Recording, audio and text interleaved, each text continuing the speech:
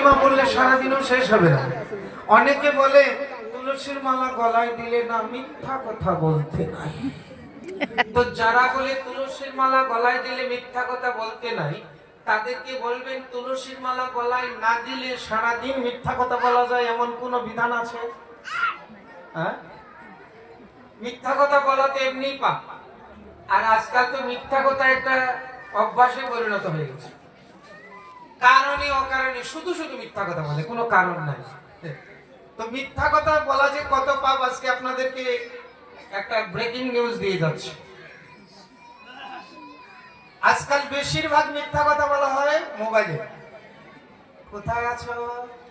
আছে এক জায়গায়, বলে আরেক জায়গায়। কি মিথ্যা কথা বললাম? শুধু শুধু মিথ্যা, কোনো কারণে না। কোথায় আছো? মায়েরা যদি আপনাদের স্বামীকে ফোন করে, রাত তো অনেক হয়েছে, কোথায় আছে গো? এই তো বাড়ির পাশেই আছি। আসলে কিন্তু কোথায় আড্ডা মারছে? মানে এই মোবাইল ফোনে সবচেয়ে বেশি কথা। মা যদি ছেলেকে ফোন করে, এই ছেলে কোথায় আছিস? গেছে স্কুলে, কিন্তু স্কুলে না, কোথায় আড্ডা মারছে। মা ফোন করছে, কি রে ছেলে কোথায় আছিস? বলে পরীক্ষা দিচ্ছি। বলে পরীক্ষা দিস, কিন্তু পাস করিস না, পাস করলে অসুবিধা আছে। তুই এখন যে পরীক্ষায় আছিস, এই পরীক্ষা যদি পাস করিস তাহলে লাইফটা শেষ। পরীক্ষা দে দে, কিন্তু পাস করিস না। হ্যাঁ, শুধু শুধু মিথ্যা কথা। তো যারা যারা মিথ্যা কথা বলেন, খারাপ পাবেন না। খারাপ পেলেও কিছু কথা করার নাই। আগামীতে যে কমিটি আনবেন না, ওই ভয় আমার নাই। আনলে তো ভালো, না আনলে ডবল ভালো। নিতাই গৌর হরি বল। যারা মিথ্যা কথা বলবেন, মিথ্যা কথার অপরাধীর প্রথমত নরক ভোগ করতে হবে। তারপরে ভগবান বলবে, বেটা তোকে পাঠিয়েছি এই মুখে হরি নাম করার কথা, হরে কৃষ্ণ নাম গাওয়ার কথা, আর তুই মুখে মিথ্যা কথা বলছিস। তো এরপরে তোর আর কথা বলার শক্তি দিবে না। পরজন্মে গরুর পুরাণে লেখা আছে, যারা মিথ্যা কথা বলবে পরজন্মে বোবা হয়ে জন্ম নেবে, আর কথা বলার ক্ষমতাই তার থাকবে না। সাবধান মিথ্যা কথা বলা। তো তুলসীর মালা যদি আপনাকে মিথ্যা কথা থেকে বাঁচায়, তাহলে এটা লাভ না? এটা লাভ না। অনেকে বলে মিথ্যা তুলসীর মালা গলায় দিলে পাপ। কেন? বলে তুলসী মালার জলটা স্নান করলে গায়ে পড়ে। ওরা তো জানে না, হরিভক্তি বিলাসে লেখা আছে তুলসীর মালার জল যদি গায়ে পড়ে তখন সর্বতীর্থের জলে স্নান হয়ে যায়। এগুলো আমাদের জানতে হবে এখান থেকে। যেগুলো না করার সেগুলা করি, যেগুলো করার সেগুলো করি না। যেগুলো শাস্ত্রের আদেশ নাই সেগুলো খুব করি। কি কি করি? এখন ঘরে ঘরে জন্মদিন পালন করে না? জন্মদিন কি জানি বলে আমার ইংরেজিতে, হ্যাপি বার্থডে। কি যেন করা হয়? মোমবাতি জ্বালায়। জ্বালানোর পরে কি করো না তোমার? আচ্ছা, আপনার ছেলের জন্মদিনে মোমবাতি জ্বালিয়ে নিভিয়ে দিলেন, মানেটা কি হলো একটু বলবেন আপনারা? কীর্তন শুনলে মাথা ঘুরে যাবে গো। কমিটিকে বলবেন যেন এই মাথা নেড়া বাবাজিকে রানেন, আনলে বিপদে পড়বেন। আপনার ছেলের জন্মদিনে ফু দিয়ে মোমবাতিটা নিভিয়ে দিলেন, মানেটা কি হলো? সনাতন ধর্মে প্রদীপ জ্বালানোর বিধান আছে, ফু দিয়ে নিভানোর কোনো বিধান নাই। এগুলো সনাতনী আদর্শ নয়, এগুলো ম্লেচ্ছ আদর্শ, পাশ্চাত্য দেশীয় আদর্শ। সনাতন ধর্মে ফু দিয়ে প্রদীপ নিভানোর কোনো বিধান নাই। যারা নিভাচ্ছেন তারা সন্তানের জন্মদিনে সন্তানের অমঙ্গল অন্ধকার ডেকে আনছেন। এই সন্তানের জন্ম দিয়ে প্রদীপ নিভিয়ে আপনি সন্তানের জীবনে অন্ধকার নামিয়ে আনছেন। এগুলো ম্লেচ্ছ আদর্শ, এগুলো সনাতনী আদর্শ নয়। তারপরে কেক কাটে না, কেকের উপর নাম লেখা থাকে, আর নামের উপর মানে প্রাণের মধ্যে কিরকম ব্যথা লাগে। আমরা কেমন শিক্ষিত হচ্ছি, নামের উপর চাকু চালাই। আপনারা যত বই পড়েছেন, বইয়ের নামের উপর চাকু চালানো যায়, যদি পেয়ে থাকেন তাহলে আপনাকে আমি শিক্ষাগুরু রূপে বরণ করব। এগুলো কোন সংস্কৃতি? নামের উপর চাকু চালিয়ে, নামকে চাকু দিয়ে কাটা।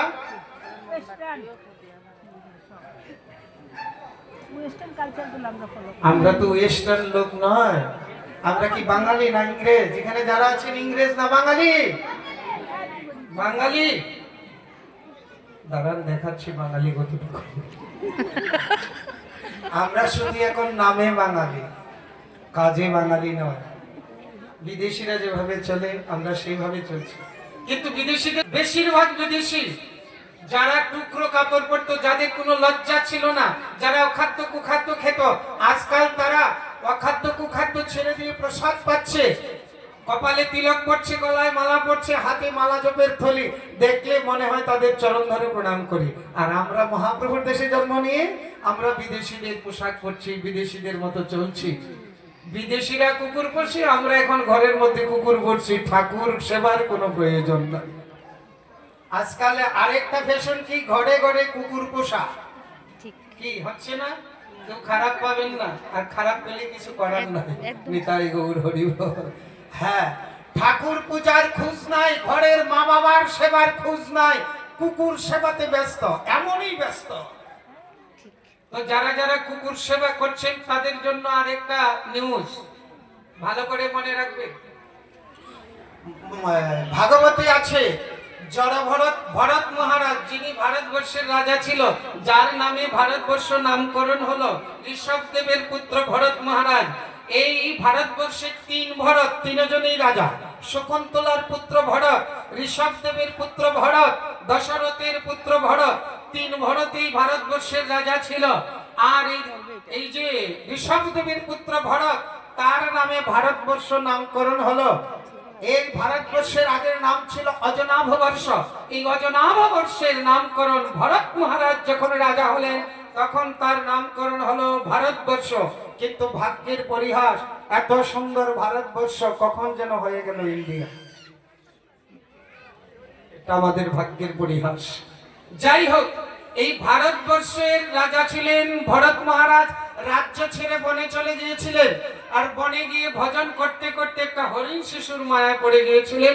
এখন হরিণ চিন্তা করতে করতে দেহত্যাগ করেছিলেন, পরজন্মে হরিণ হয়ে জন্ম নিয়েছিলেন। তাহলে ভরত মহারাজ রাজ্য ত্যাগ করে ভজন করার পরেও হরিণ চিন্তা করে দেহত্যাগ করেছে, তাহলে পরজন্মে হরিণ হয়ে জন্ম নিয়েছে। তাহলে এখন যারা কুকুর পুষছেন তারা আগামী জন্মে কি হওয়ার জন্য তৈরি হচ্ছে? নিতাই গৌর হরি বল। হিসাবে মিলিয়ে নেবেন। আর ঠাকুর পূজার খোঁজ নাই, কুকুর নিয়ে ব্যস্ত, মানে আগামী জন্মে কুকুর হওয়ার জন্য তৈরি হচ্ছে। সেদিন শুনলাম আমাদের ভারতবর্ষের একজন প্রখ্যাত আন্তর্জাতিক একজন বক্তা বলছে, বলে দেখবেন আজকাল কুকুরদের কি ঠাটবার, কুকুররা এয়ার কন্ডিশন রুমে থাকে না? কুকুরগুলো যে দামি গাড়ি ছড়ে, ৮০% মানুষ এই গাড়ি চড়তে পারে না। কি বাবা? তো সেই হাইফাই গাড়ি, হাইফাই বাড়িতে কুকুর থাকে। ওই কুকুর কারা জানে? ওই যেসব বেশি পয়সাওয়ালা লোকগণই কুকুরের প্রতি আকর্ষিত হয়েছিল, তারাই এই জন্মে আবার কুকুর হয়েছে। কিন্তু ঠাটবার ঠিকানো আছে। তাই সাবধান, কুকুর যদি পুষতে হয় ঘরের ভিতরে ঢুকাবেন না। আজকাল কুকুরের সাথে খায়, কুকুরের সাথে ঘুমায়। কি আদর্শ, কি শিক্ষায় শিক্ষিত। হ্যাঁ, আর আজকাল কিছু বাড়িতে গেলে, কিছু বাড়িতে তো হরিনাম কীর্তন দিয়ে সম্ভাষণ করে, আবার কিছু বাড়িতে গেলে কুকুরের ঘেউ ঘেউ দিয়ে সম্ভাষণ শুরু করে। আপনি যাবেন, কুকুরের ঘেউ ঘেউ সম্ভাষণ আপনাকে স্বাগত জানাবে, কুকুর ঘেউ ঘেউ করে। প্রায় বাড়িতে গেলে কুকুর ঘেউ ঘেউ করে স্বাগত জানায়। তো আজকাল এটাও ফ্যাশন। তো ঠাকুর পূজা, কুকুর শুনে ফেলেছে, রাগ করছে আমার মাথায়। এই রাগ করিস না। তো আমার কথায় রেগে গেছে। মানুষই রেগে যায় আমার কথা, কুকুর রাগ করবে না, মানুষরাই রেগে যায় আমার কথা।